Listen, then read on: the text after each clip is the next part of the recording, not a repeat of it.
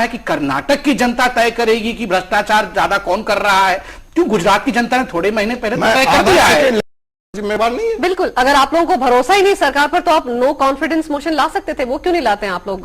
उसके लिए कौन जिम्मेवार? देखिए, इस देश में बड़ी विचित्र परिस्थिति है, मैं यही तो कहना चाहता हूं। आंकड़ों नहीं, मैं आपने बहुत महत्वपूर्ण सवाल पूछा है कि आप नो कॉन्फिडेंस मोशन क्यों नहीं लाते हैं। कैसे लाएंगे? किसी के हाथ में सीबीआई का डंडा, उससे हांका जा रहा है, किसी को फूड पैकेज के साथ हांका जा रहा है। आप अंजू जी एक बहुत महत्वपूर्ण चीज देखिए, जब एफडीआई बिल पर वोटिंग हुई थी तो आप खुद देखिए किस प्रकार का मामला रहा था। सारे विपक्षी दल एफडीआई बिल के खिलाफ थे, मगर फिर भी जो है एफडीआई बिल पास हो जाता है। तो आप बताइए, यहां तो विपक्ष को भी एक साथ खड़े होने का मौका नहीं मिला। मदन लाल जी, मैं आपसे ये जानना चाह रही हूं कि ये जो गतिरोध बना हुआ है, जिसके लिए आप विपक्ष को सबसे ज्यादा जिम्मेदार ठहरा रहे हैं, क्या इसे दूर करने के लिए कोई कोशिश सरकार की तरफ से की जा सकती है या सिर्फ कर्नाटक के नतीजों का सरकार इंतजार कर रही है?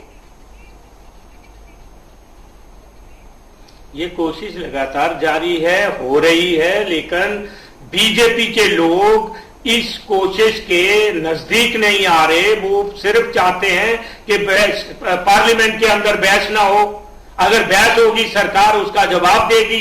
लेकिन मदन लाल जी, कहा तो ये जा रहा है कि आप लोग सिर्फ कर्नाटक के नतीजों का इंतजार कर रहे हैं, इसलिए आप भी चाहते हैं कि माहौल ऐसा ही बना रहे।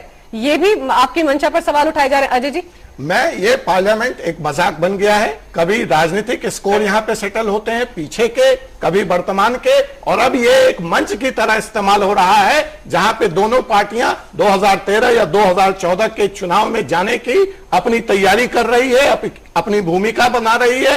देश से, देश की जनता से, दोनों ही तमाम राजनीतिक दलों का कोई सरोकार नहीं है। यही ईमानदार और मेरी तरफ से अंतिम टिप्पणी होगी इस विषय पे। बिल्कुल, इस हवा में सब नंगे हैं, सब समान रूप से जिम्मेवार है। कंप्लीट फेल्योर ऑफ डेमोक्रेसी है, लोकतंत्र खत्म हो चुका है। और शायद सवाल उठ जाएगा, अगर यह अराजकता नहीं रुकी और नहीं रोकी गई तो इस देश में लोकतंत्र जिंदा नहीं रहेगा। आप इस बात को नोट कर लें। बहुत ही सख्त टिप्पणी अजय कुमार जी की तरफ से आ रही है, लेकिन सच तो यह है कि सभी राजनीतिक पार्टियां इस वक्त सिर्फ राजनीति कर रही हैं और जनता की भलाई से जुड़े बिल जो हैं वो सिर्फ लटकते रहते हैं, अधर में लटक जाते हैं, गतिरोध बना रहता है। और अब ये कहा जा रहा है कि कल कर्नाटक के नतीजे आएंगे, उसके बाद ये पता चलेगा कि सबसे ज्यादा भ्रष्ट कौन है। ये टिप्पणी भी एक जिम्मेदार मंत्री की तरफ से आ रही है केंद्र सरकार के। तब देखना होगा कि कल के बाद राजनीति क्या मोड़ लेती है, सभी जो दल हैं उनके आगे की रणनीति क्या रहती है। आप सब चर्चा में शामिल हुए। मदन लाल जी, आपका बहुत बहुत शुक्रिया। डॉक्टर संबित, आपका स्टूडियो में आने के लिए बहुत बहुत शुक्रिया। अजय जी, आप स्टूडियो में बहुत बहुत शुक्रिया।